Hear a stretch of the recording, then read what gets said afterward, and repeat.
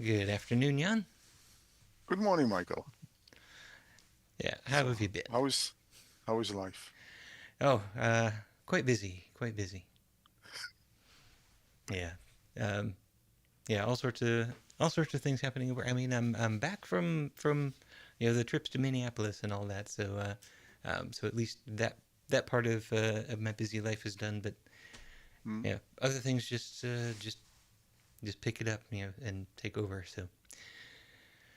But yeah, got played around a bit with Claude skills or agent skills in Cursor. Hmm? So yeah, I've got something to share for you today that I think is Hmm? going to be pretty helpful for you. Okay.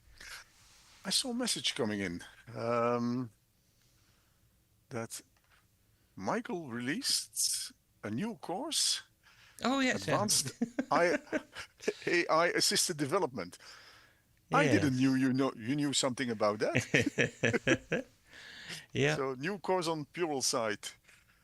Um, yeah. So yeah, took all of the all the patterns that I learned over this past and hmm? now it's been 3 years Okay. using GitHub Copilot, and then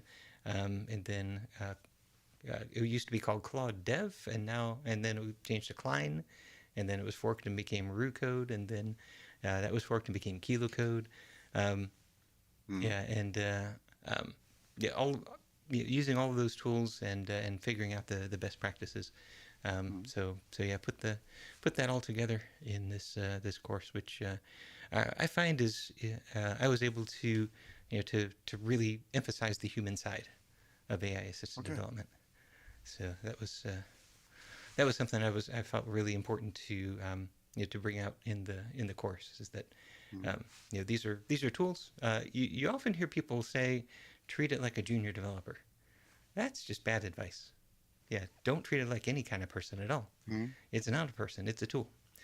Hmm? You'll hear people say that yeah, you've got this um, new team member that you can assign tasks to, and it's like, no, that's yeah. If you've I think the biggest problem with that idea is that there is no accountability when it's a machine.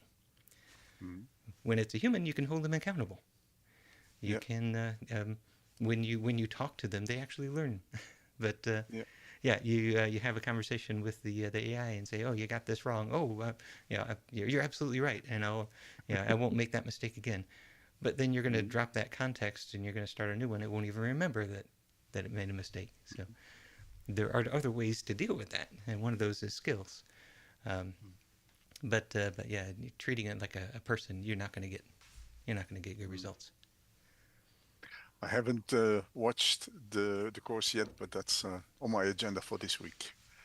Excellent. Yeah, thank you. So, Yeah, yeah. yep. I kept it tool agnostic. So Mm, so I start off with Cursor, and then I show some Claude code, and I show some Kilo code, and then GitHub Copilot in the cloud.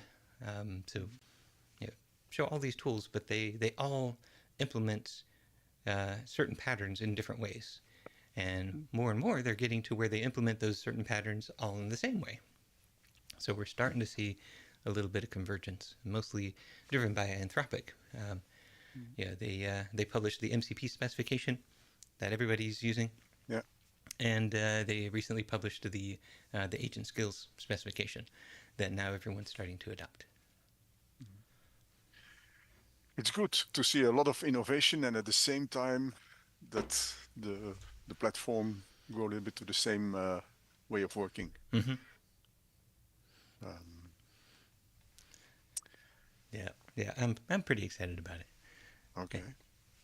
You wanted to say something about agent yeah, skills, yeah. Agent and I and I, skills. and I thought last week you started, but you didn't talk about it. I a model of Nawis. Right. Yes. Yes. and So. and that Um, one also I Yeah, so as I was working on the view model, mm, I found myself correcting. problems or correcting misconceptions that it had about Janaga. Mhm. In particular, Janaga uses One uses. moment. Okay.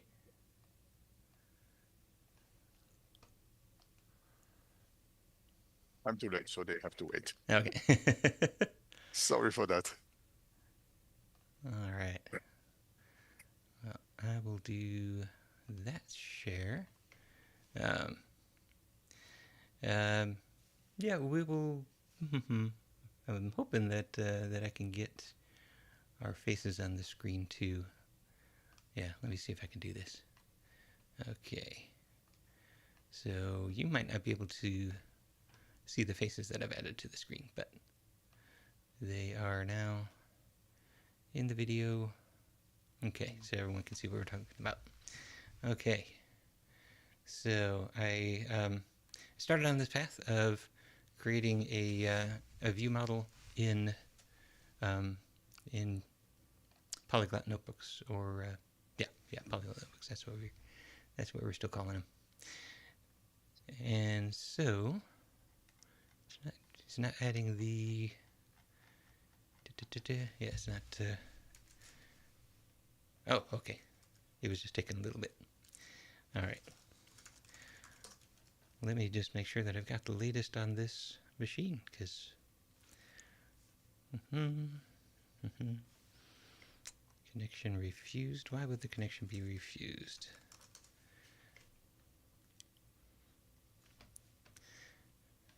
All right, we are talking to GitHub. Yeah. Okay, well, maybe I need to install the cursor update.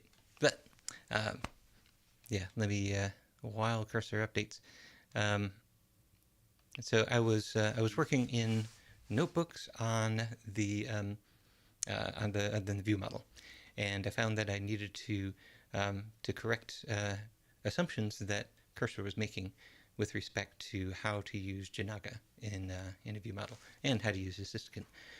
So with Janaga specifications, they look a lot like Entity Framework, so it's bringing in all of its Entity Framework knowledge, and it's trying to make specifications using the link syntax that would work just fine in Entity Framework, but is not correct for a Janaga specification. So so I had to give it some additional skills. Okay, now we've got it, and so I will pull in the latest. Oh, well, let's add. Come on, git add. It's here. You wrote. Yeah. Dash A, git reset dash hard, and then git pull. All right. Now, and let's go ahead and close that and reopen it, because it always thinks it's dirty every time you open one of those things. Okay. So here is the notebook that that sets up. I have to do a build that sets up a view model. .NET build, and then we should be able to load that in. So we're bringing in Janaga notebooks and unit tests, just like we have in the past, but now we're also bringing in Assisticant. Okay. And so let's try to run. Well, let's try to restart. Let's try to run again. Okay, so this time it looks like it was able to bring that in, and yeah, so it is showing a model. All right, we can we'll have to zoom out in order to to go through that model. It's already gotten pretty big. And then here we set up an example. So let's let's walk through the example real quick. In fact, here's the diagram. It's easier to see. So we've got our Janaga user. Everything has to start with the Janaga user so that you've got some place where you can hang your security rules. So the inspector is a user. Yeah. And then the inspector has a set of weights. Right. So we've got weights of 2, 5, 10, and 20 kilograms. And then they start an inspection. So here's the inspector. And so for a particular customer, that customer has a scale. And then we create a new inspection for that scale. Mm-hmm. And then we've got these facts that indicate that this weight is available. So I brought these weights with me. Right. So those are the 2, 5, 10, and 20. Or no, actually, the 5, 10, 20. In this example, he didn't bring his 2 kilogram weight, which could present a problem. And so then, in addition to the weights that the inspector brought, we've got identification and specification for the scale. So what's the capacity, the accuracy class, verification divisions, and identification, model serial number, approval number.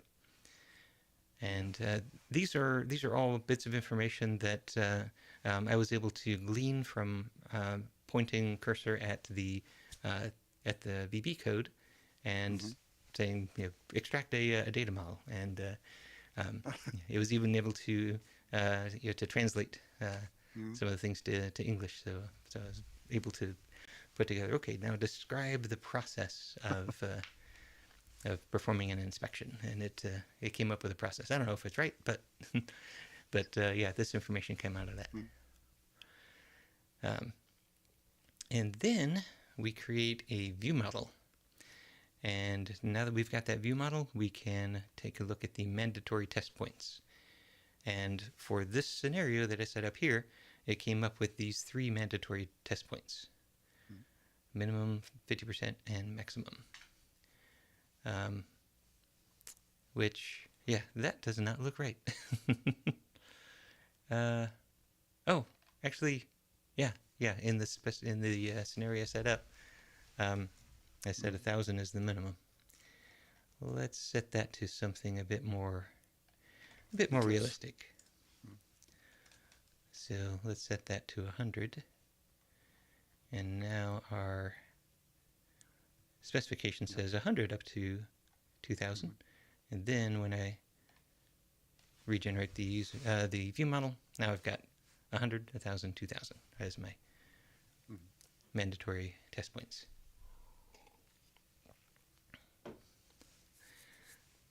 So, how does all of that work? So while I was building this out, I was developing the view model inside of the notebook. But then at a certain point, I switched to creating unit tests, and then I developed the view model inside of the DLL. And so now as core DLL has the view model and the parts of the model that are required for the view model. And so then I took those out of the notebook, and I still have additional parts of the model, and so using that process, we can explore with the notebook, bring it into the DLL for some proper unit testing, and then take those out of the notebook once they are solidified. Okay. So that's the overall process. So let me show you the tests and the view model. So we've got the tests there, and we've got the inspection view model here. Okay, So it starts with a nice simple test. When the scale has no specification, then you return an empty set of mandatory test points. There's no information to go on. So when I come in here, here's my inspection view model, and I initialize it using a Janaga client and an inspection fact. And then it sets up a specification that is looking for the scale specifications for that particular scale. So starting from that inspection, let's go down to the inspection scale, or up to the inspection scale, and then down to its successor scale specifications. Or looking at it over here, we are starting at the inspection. We're going up to the scale, and then we are going back down to successor specifications. And that's how we're finding that fact. And so then once we've got that, then we create a scale specification projection. And so that gives us our capacity low, high, our accuracy class, and verification divisions.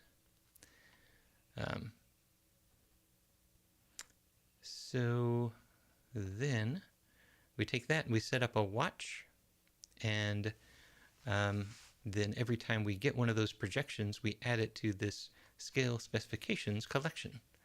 And what kind of collection is that? That is an observable list from Assistikant. Yay! Assistikant is back.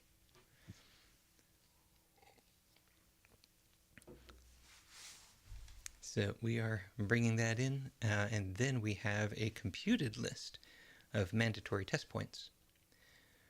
And so we get the mandatory test points from one of those scale specifications. Okay. Yeah. Haven't yet got any kind of behavior in there for if you happen to have multiple, which means that there was a concurrent change somewhere. But that sort of thing should be very rare because these scales are they have specifications that you set them once and you never go back. So to generate those mandatory test points, if you don't have a specification, then you return empty. And that's what makes this particular test pass. So that's all that's testing for. But I always like to have a nice simple null state test. Like we haven't set anything else up except what's absolutely necessary, and it returns empty. And that forces all of this, scaffolding. But now that we've got that, then we go through the test points. And so if it's got a non-zero low capacity, we throw in a test point for that. Then we throw in one for 50%, and then one for the maximum capacity. And that gives us our, excuse me, our list of mandatory test points. Yeah. And remember, that is used right here inside of computed list. So, so that means whenever the scale specifications change, which is usually just on load, then the mandatory test points will be computed.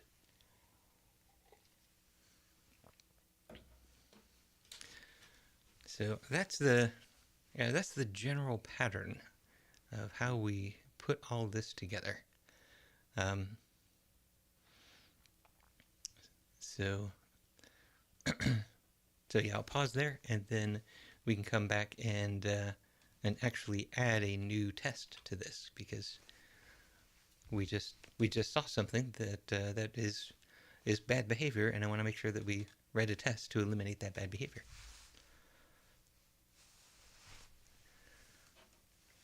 So, any thoughts on this so far? Yeah, there is some naming, like, for example, there was F2 for the classification class. which is actually for the weights and not for the scales. But I think that's not bad. Mm. But actually, with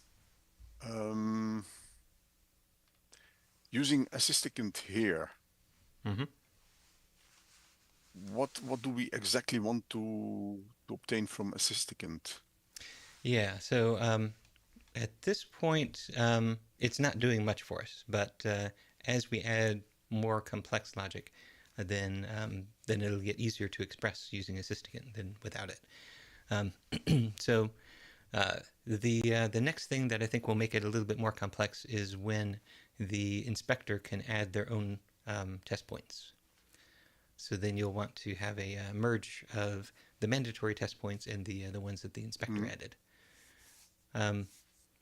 So doing that merge without Assisticant would be some pretty difficult notify property change type of coding. So, but yeah, Assisticant.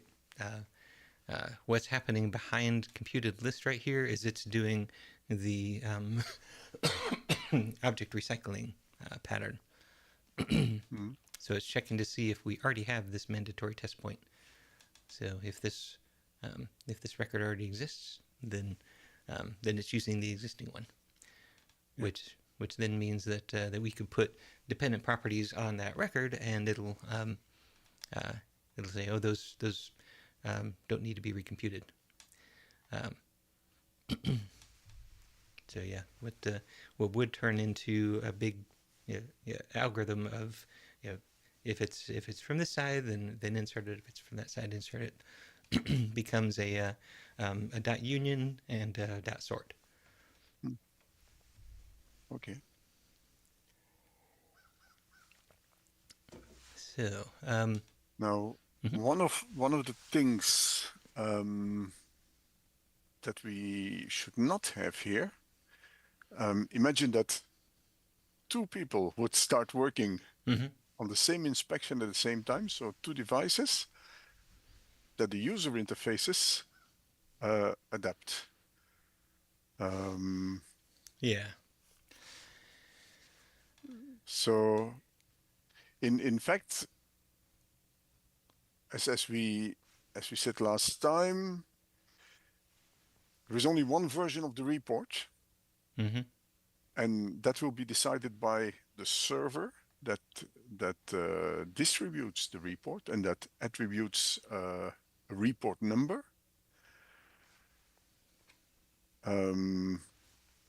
But so it should not be allowed that one inspector changes values that another one is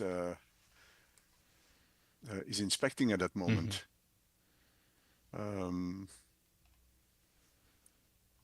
Yeah, and I think we have a couple of things that we could do to address those various issues.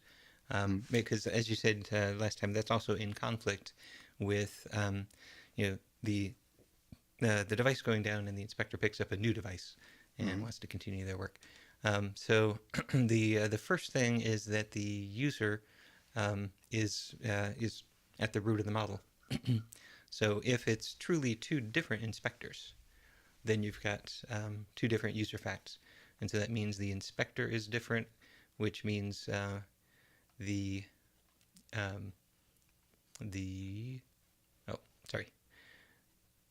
over here, where did it go?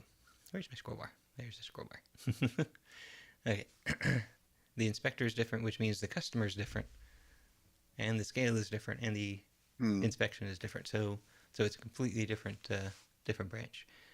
So yeah, this model is currently set up for the inspector to be a sole proprietor. So as an inspector, I have my customers, and then I enter their scale information, and I do the inspections, and I share nothing with other inspectors. So if we want to support a group model, then we would put some sort of a organization or some legal entity at this level, and then have multiple users have access to that legal entity as inspectors. So inspector would now become a a relationship between a user and an organization that would grant them authority.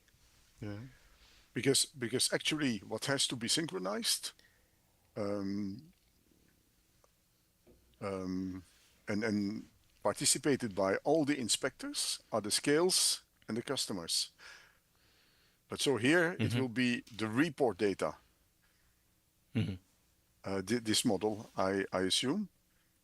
So here the customer is copied in fact to the inspection and will never change. Right. But so there should be a like a reference database somewhere where we copy these facts out, a customer fact, a scale fact, at the moment that we start the inspection. Is it that way that you? Yeah, I'm envisioning it a little bit different than that. So rather than that being a reference database, I see that as an organization actually owns the customer, and and then the customer owns the scale. And then when you do the inspection, that's the point at which you say this inspection is done by this specific inspector. Yeah. So the inspector is a member of the organization, and now they can see all the customers. But then they start an inspection, and they say, well, I'm inspecting that particular scale that is within my organization. Mm-hmm. And then we can control can other inspectors see the inspection being done by this inspector, and then we can start to bring in what are the allowed use cases. Yeah, but yeah, no matter how you design the model, there might be some way that you can get down to two devices looking at the same inspection. Maybe because the same inspector logged into both of them, and so started on one. The machine crashed before it was able to share all of its information, so it went over to the other, and it has part of the inspection done, but then they need to re-enter the other part. But then that other one comes online, and so now you've got this duplication. So all of that, all of that can happen in the model because it can happen in real life. Mm-hmm. So what you might do in a state-based system is so you've got in your server, you're calling an API, and you've got your central database. The server might say, oh, I got this API call to add this in this point, but oh, it's already here, and so throw an error. You might figure it out that way, but that's not the Janaga way. The Janaga way is go ahead and take it, merge it into the model, and then now that you can see the full model, all the information that happened, make your decision how you interpret it. And so what I envisioned there is that we would interpret that as I see two different inputs here. I get to say this is the real one, and that was the one that was some kind of anomaly. So rather than have the server try to figure that out, let the user say which one was correct. And so things that we could do to make that happen would be something you alluded to before, is have a device in the model. And then you would be able to see that these certain inspection points occurred on that device.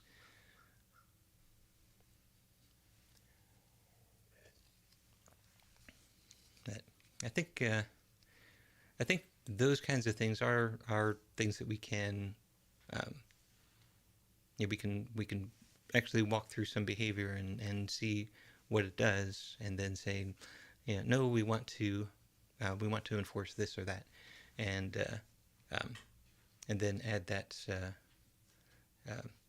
you know, adjust the model or add some centralized state. So it very well could be that part of the solution is that we have a central database that is keeping track of what is official. And that could be all the way at the end when we generate the report, and it says, okay, that's the official report. So we put the tracking number on it, and we charge money for it. It could be earlier than that. It could be that some centralized state tries to prevent these kinds of duplications from happening. But yeah, I think in order to really design what that central server should do, we would need to get to that stage of the model and set up that scenario and see what's going to happen. But that will be completely at the end, once the inspection is finished. Only then will the server generate PDF and send it to all the people who need to have it. Yeah. So I think that's the right time to get that central database involved. But yeah, if we can actually set up a scenario that you're concerned about that happens before that point in the process, then we can analyze that scenario and see what centralization can resolve that. Which, yeah, is exactly the same sort of analysis that you would be doing when you're writing all of this by hand. It's just that you don't have a mathematical tool to say, hey, this just happened. You just test it and say, oh, wait a minute, this record overwrote that one. That's not what I wanted.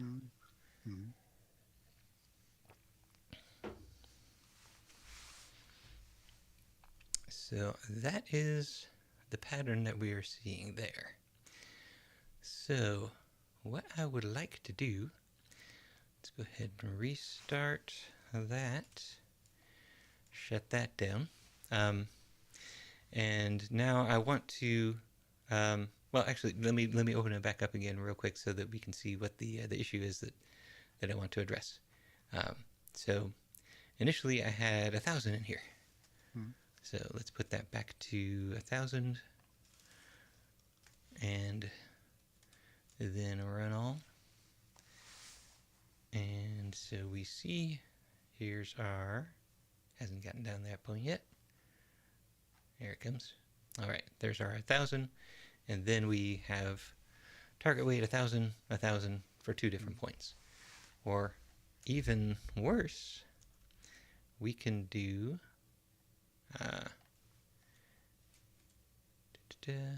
where's that? Yeah, we can do this. So run that, and you would have 1,500 as your minimum, and then 1,000 would be one of your test points. But that's below the minimum. You can't actually test that. So we've got that scenario that we need to contend with. And so we want to write a test. Here in the cursor folder, I've got a few commands. So red, green, and refactor, my TDD commands. Red, write 1 unit test that will drive the implementation. Don't implement the actual logic. Verify that the test fails. Verify that existing tests still pass. And then stop. Give some examples of some good tests. Gives an example of extending existing behavior versus it says that if you are creating a new method somewhere in here, for new methods, throw not implemented exception, but for new ones, keep the existing implementation unchanged. You're just writing the test. So you have to be very explicit about these instructions. Just saying follow TDD, it gets just the general soup of TDD opinions out there in the training set. Say, nope, this is my opinion. This is what TDD means. So we can come down here, not down here. We can come over here. And go ahead and close that one down. And then we just say @TDD red. So that's the workflow that we're running. In fact, I'll close that just to make sure that we don't, there's nothing up my sleeve. And then No magic. Yep, add a test to inspector view model tests for the scenario that the minimum weight is exactly half of the maximum weight.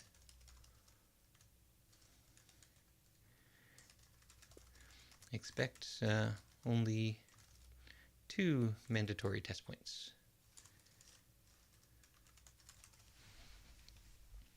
No.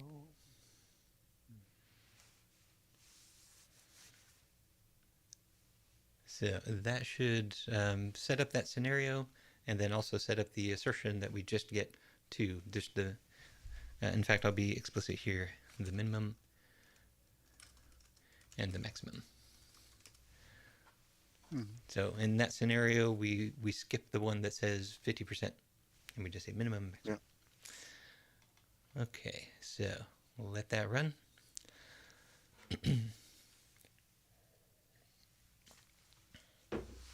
And it just creates that little test. So given an inspection with capacity low of 500 and capacity high of 1,000, then create and load the view model, and you should have minimum capacity, maximum capacity. So it is running the tests, and it should find that this test fails. Looks like it should. In fact, we can see from the notebook that it would.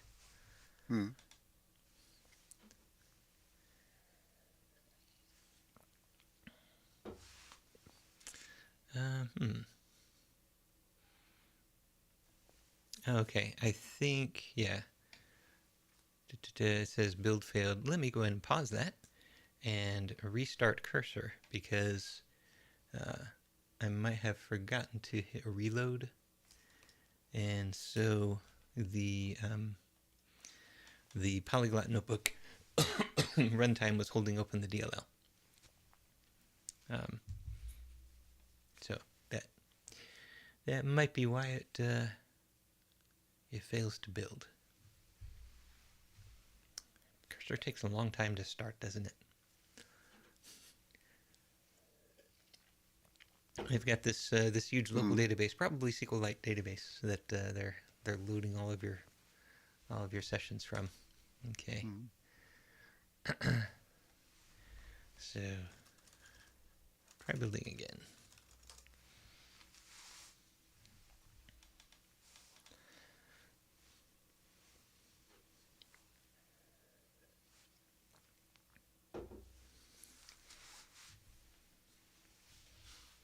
Has to reconnect to. Oh, I'm using Codex. Yeah. I often switch models to just try new things. Yeah. When I'm not experimenting, I'll switch it back to auto, and just see if auto does a good job. And for simple things, it often does. So this probably would be just fine in auto. All right.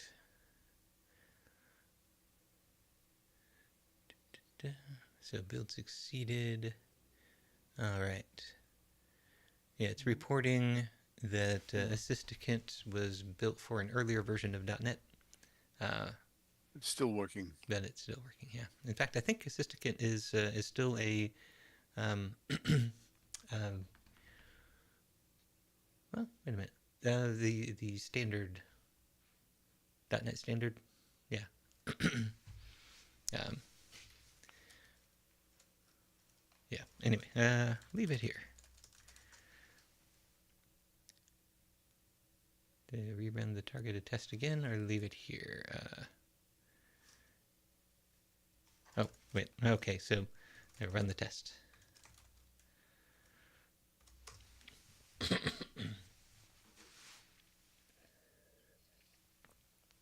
Okay, so hopefully that didn't throw it off of its mark. It didn't. Okay, test ran and failed as expected on the new test. Okay, perfect. All right, expected 2, actual 3. And so, want me to proceed to the green step implementation? I don't want to say yes because I already have a workflow for that, and there's a specific way that I want it to do the green. So I will instead say TDD green. I could do that, or I could start a new session and then TDD green. The difference between those two is that with the new session, it would have no memory of what test it just wrote, which on one hand is a good thing because it wouldn't be poisoned with all of this extra information about about not being able to run the build and assistant targeting in the wrong an old framework and all that stuff. So all of that is context poisoning. Or running TDD green here, it knows which test to start with, and it's able to get up and running a little bit faster. Since this little context window indicator right here says only 13%, then I'm okay with doing TDD green just right here. And so now just from its own context, it knows which tests we're talking about, and it immediately starts into the implementation. And it already knows that that all the tests pass except for this new one, so it doesn't have to run that check again. If I had gone to another context, it would have run those checks first. All again, yeah. Yep. All right, so yeah, it's I'm not sure why Codex is behaving this way. It's stopping after each one and saying, "You want me to keep going?" Codex is supposed to be trained for long running, even more so than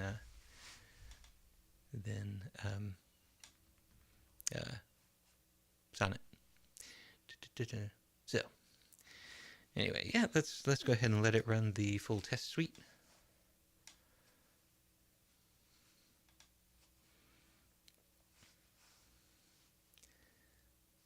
Okay, so there we go. We got that. So now we can inspect our test. The test looks good. Go to the next file, and here's our implementation. So if they are not equal, then put the 50% minimum out there, which is just enough to pass that test. But we know that that's not sufficient for correct behavior. So I'm going to keep that, but then I'm going to go to a brand new context. So I'll just come down here, Control N. So new chat. In fact, here I will switch to auto. So the next scenario is that the minimum is greater than half of the maximum. So I'll do TDD red.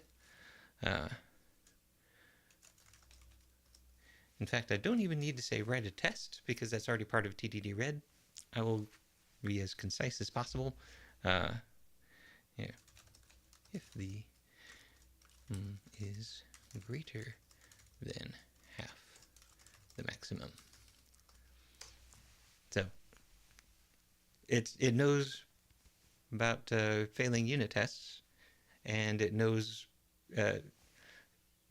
only what was given to it in kind of the general instructions. There's an agents.md file in here as well.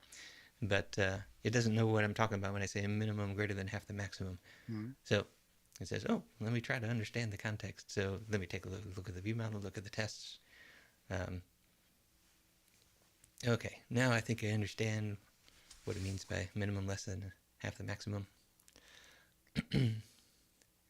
So the current logic adds a half maximum point even when it's below the minimum. So adding a failing test for where the minimum is greater than half the maximum, which shouldn't happen. That's absolutely true. It shouldn't happen, but if the system allows it, if the model allows it, you got to code for it.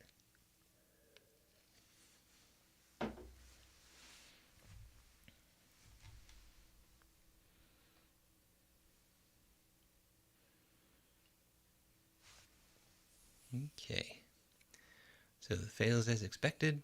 It expects 2 test points, but it receives 3. And then it runs all the tests and makes sure that they still pass. And then here is our new test. Yeah, so now we go 600 and 1,000.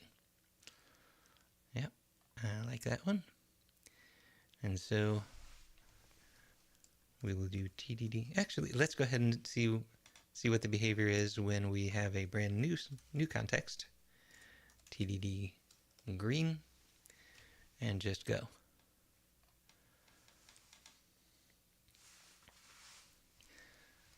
And so this should say, oh, I don't even know what tests are passing and failing, so let me just run all the tests.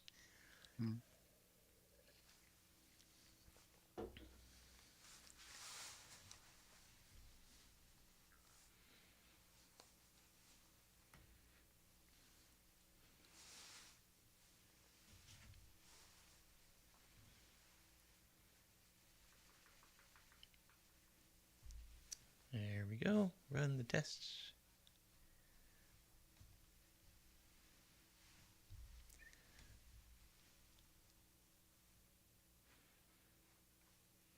Yep. And then it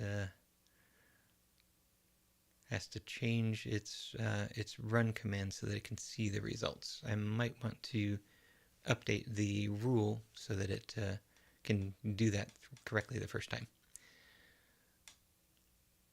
But then so it sees which test failed, and then it figures out what the fix is, and then implements the minimum fix. So just change not equal to greater than. Yep. That's what we want. And reruns the test to make sure that everything is okay. So let's see if we can fix this TDD green command in order to make sure that it doesn't have to do this. So it ran the tests with one verbosity and then had to run it with a different verbosity. So you had to, well, first of all, I'll switch to ask so it doesn't try to fix things too quickly. To run the tests twice. Why is that? So get it to retrospect a little bit.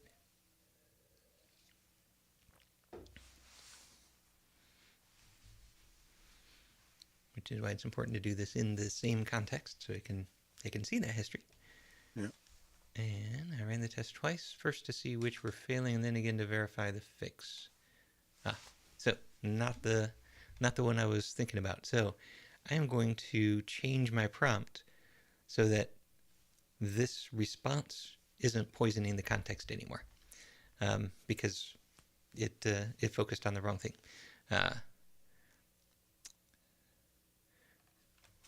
To see the failing test. Once with verbosity normal, the second time with verbosity including console. So verbosity normal, then verbosity minimal with with verbosity minimal.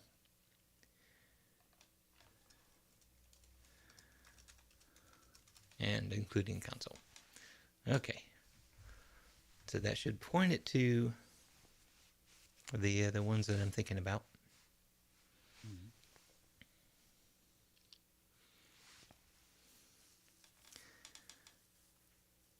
Okay. So a better single command would be this. All right. So now it's looking at the right thing. It knows what the reason is.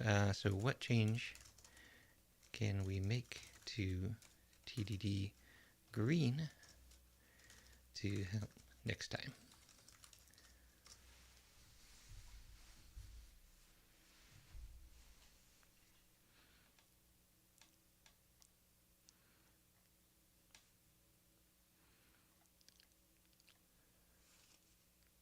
Oh, and it says updating the file, but it's still in ASC mode, so it's not going to be able to do that. If you tell it not to access anything, Yeah, I'm just going to go back to this one, and we'll switch it to agent mode. Let it go ahead and make those changes.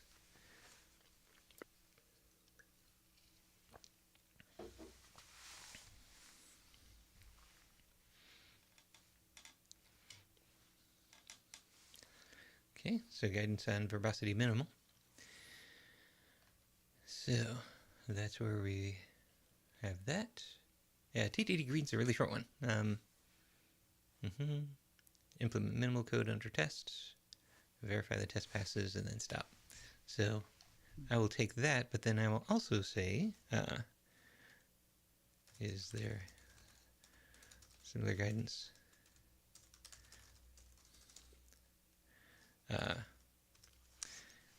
Actually, I do want to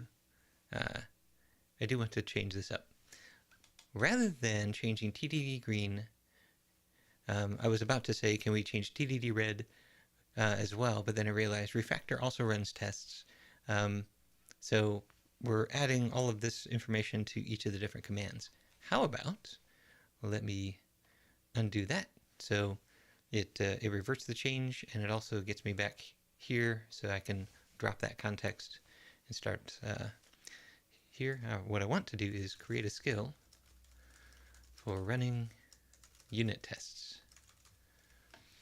And now this is really the content that I wanted to talk about. So maybe next time we talk more about skills, because yeah, that was good stuff on commands. But so what this is doing, it's creating a skill.md file that shows up in, let's go over here. It shows up, I decided not in cursor, but in .claude. Cursor looks in the .claude folder. So does GitHub Copilot, and of course Claude Code does. That's becoming the standard. So we can create Claude skills, and we've got assistant view models, we've got Janaga, we've got test data generators, and now we have running tests. This one right here, creating skills, that's the instructions that it's using right now in order to do that. So yeah, that's installing those is what unlocks this whole capability here. So now what have we just created here? Let's go ahead and keep the file so that we can read it a little bit better. Okay, so the instructions tell it when to use it. So use when running tests, verifying test results, debugging test failures, all those things. So run all tests, run tests with minimal output, run specific test projects with verbosity minimal, run tests with detailed output. Use this to when you need to see the details. So so given this guidance, it should be able to pick the correct test command the first time. But we also have unit testing structure.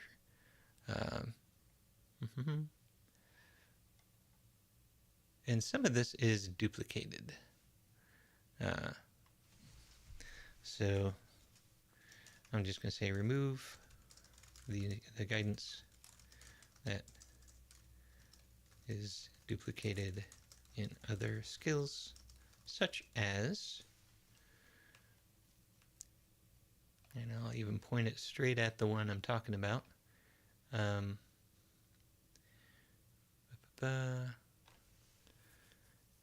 In here, we talk about,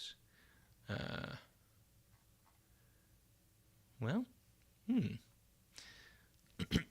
there's not something in here about unit testing a view model. Okay. So, in that case, I'm not going to tell it to remove the duplication because that's the only place that it exists right now. But yeah, this is a detailed skill about how to use Assistikit, so observables and and view model locator and various patterns. And then it gets into even more detail about integrating with Janaga. So we've got that in there. And then it's got references to these these detailed markdown files like observable properties. Yeah. So if it needs to look up specific information about observable properties, it can go straight here and see some of those examples. And what's fun is that I generated this skill by pointing it at the Assistikit.net website and saying, here are 3 pages of documentation, create a skill to do that.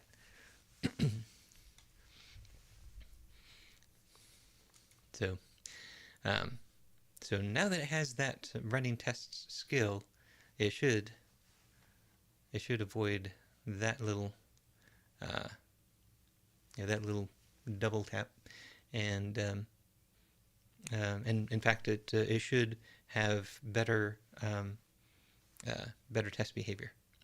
Like right here, this test data generation, this was an opinion.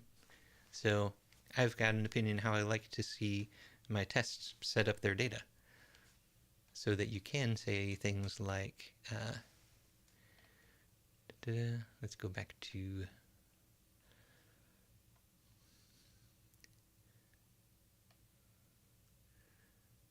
there it is. Yeah, so give an inspection and just say capacity low, capacity high. Or sometimes given inspection, we don't care about the capacity high or don't care about the capacity low. Sometimes we say there's just no scale specification at all. And so all of these are default properties that affect how this test data helper sets up its scenario. So I don't want all that inside of every test. I want a nice little readable description. So, so by giving it this skill right here, I can express that opinion. So I just had a little chat about that opinion, and we did some refactoring, and I said, great, record everything you just learned about my opinion as a skill. And I wrote that. So it gets more and more clever. Yep. Yep. Yeah. Without skills, it's just the average of what it has learned online. With skills, it's your opinion. And you have your opinion for a reason. So let's make sure that it follows your opinion.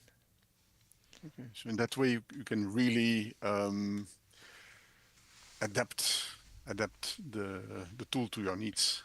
Yeah. Yeah, exactly. That code, is it in the GitHub repository? Yes. So that is in Janaga / Navis. Yeah. Yep. So I will now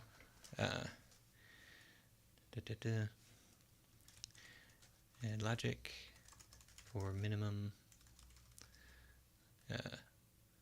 greater than half of maximum. So got that in there. Okay. So then we can push that up. And you've got the benefit of those skills. Mm-hmm. Okay. Yeah. So yeah, next time I want to show off specifically the Janaga and the Assisticant skills in a little bit more detail. And and then what I intend to do is when they are really baked and they're really working well, then I will publish those skills so that you can install them with a single command. And so I can show you how to do those, the installation.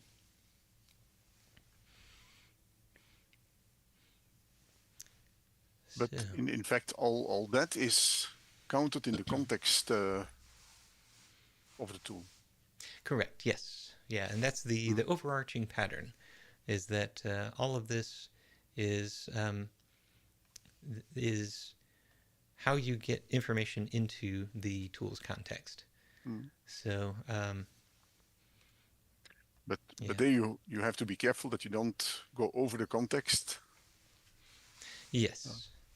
Yes. So there's a really cool pattern that they built into the skill specification called progressive disclosure that that helps you to control context size, and so that pattern means that it's going to loop. It's going to look at just the list of available skills and their descriptions, but not the contents, and then ask the model the question, which of these skills is going to be useful for the task at hand?